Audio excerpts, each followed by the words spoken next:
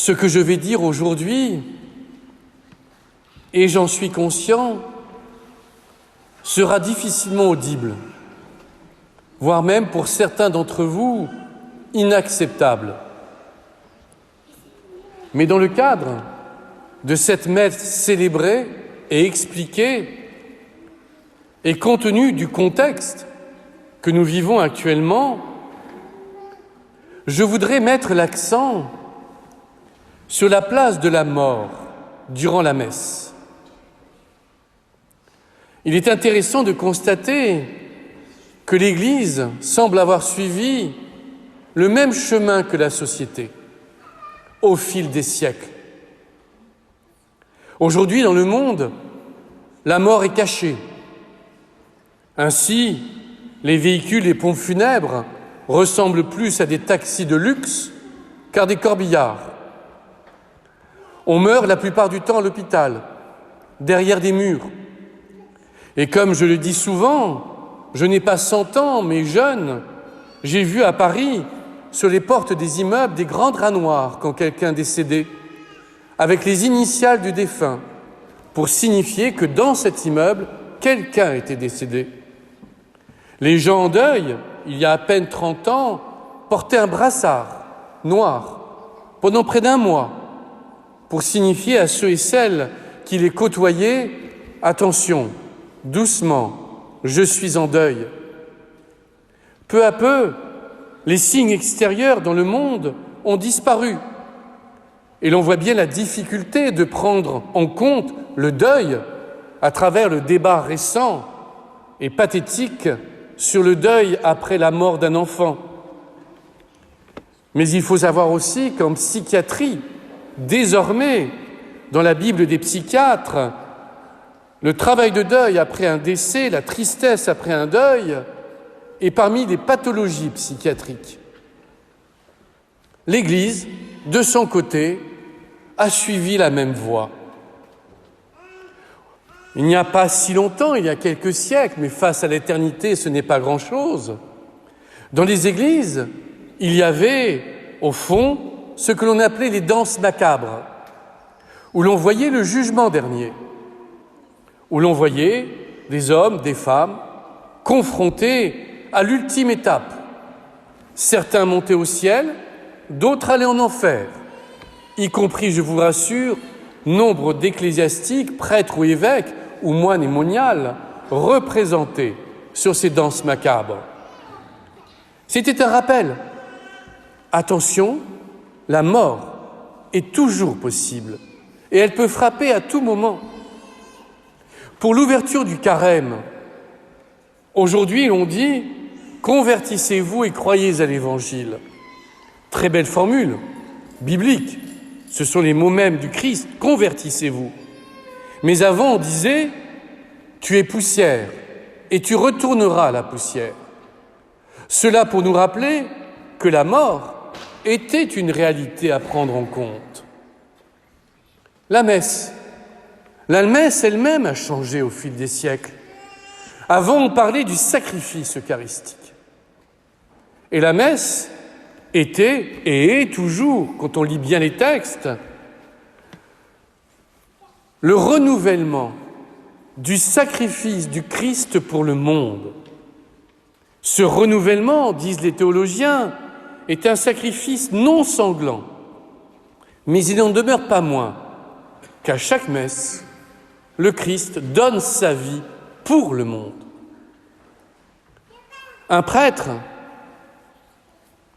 qui a reçu des révélations particulières a demandé au prêtre de dire une courte prière avant la consécration, prière qui me touche beaucoup.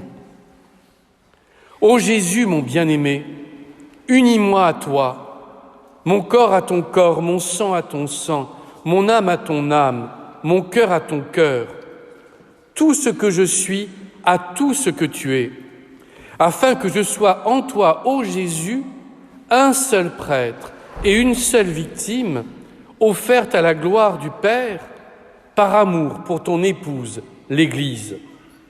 Ainsi, le prêtre, au nom de la communauté, est appelé à s'unir au Christ, à devenir prêtre avec lui et victime avec lui, dans le sacrifice eucharistique.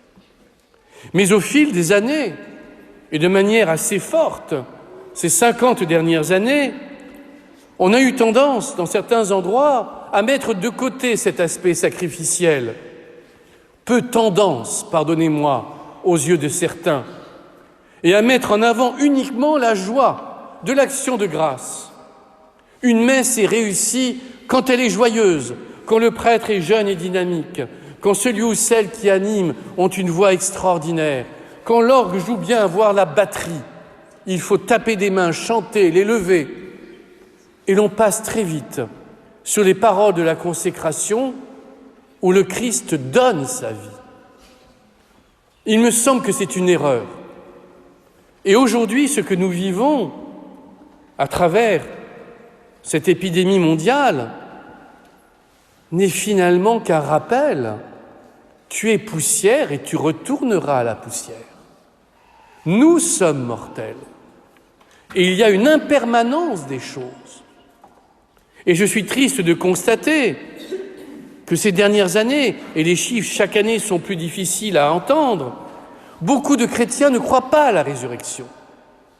Le christianisme semble être devenu une manière de vivre, une sagesse, un bouddhisme chrétien, en quelque sorte, qui consiste à être souriant, socialement acceptable et solidaire avec ceux et celles qui nous entourent. C'est oublier le sens de la vie chrétienne. Notre vie sur terre n'est pas une fin en soi. Nous avons les regards tournés vers le ciel. Un père de l'Église, Grégoire de Nice, nous dit que si l'être humain est debout, c'est parce qu'il a les 2 pieds sur la terre, mais le regard tendu vers le ciel.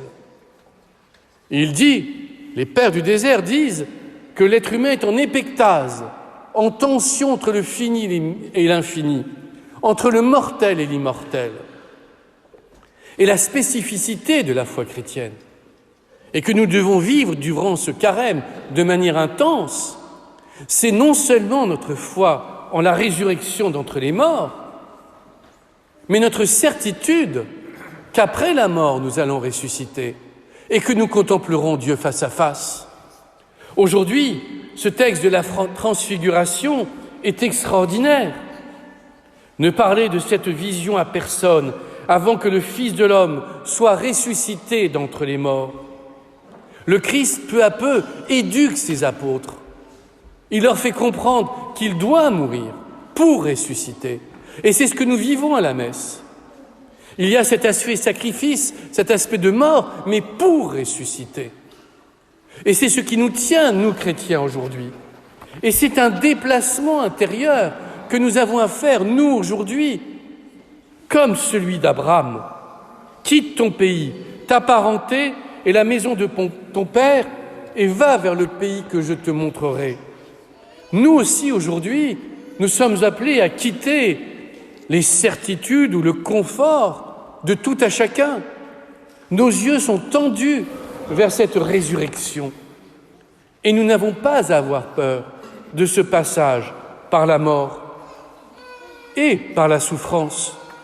C'est ce que rappelle Paul quand il dit dans sa lettre à Timothée, « Avec la force de Dieu, prends ta part des souffrances liées à l'annonce de l'Évangile. » Le christianisme n'est pas une sagesse qui aurait tendance à oublier tout ce qui est mort et souffrance.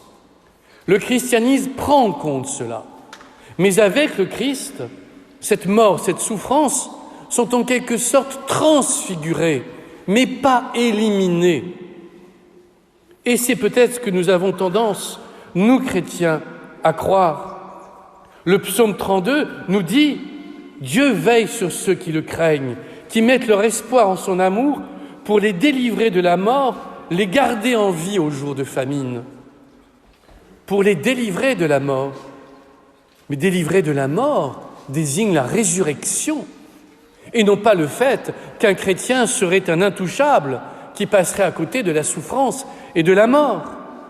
Alors nous arrivons au thème du carême que j'ai choisi cette année, compte tenu des circonstances, celles-ci m'ayant obligé à modifier, y compris ma chasuble, mais le fond. faire fleurir le carême. Eh bien aujourd'hui, plus que jamais, nous avons à faire fleurir le carême dans nos vies. Comme le disait un poète, il faut nous aimer sur terre, il faut nous aimer vivants. Et je transforme la fin, n'attendons pas au cimetière, il faut nous aimer avant.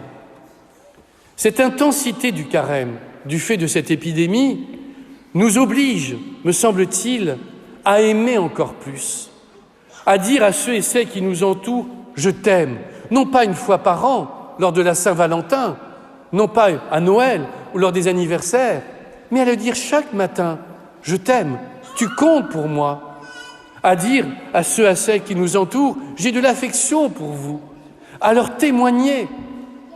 Faisons de ce carême un carême d'amour. Semons plus que jamais ces fleurs de l'amour.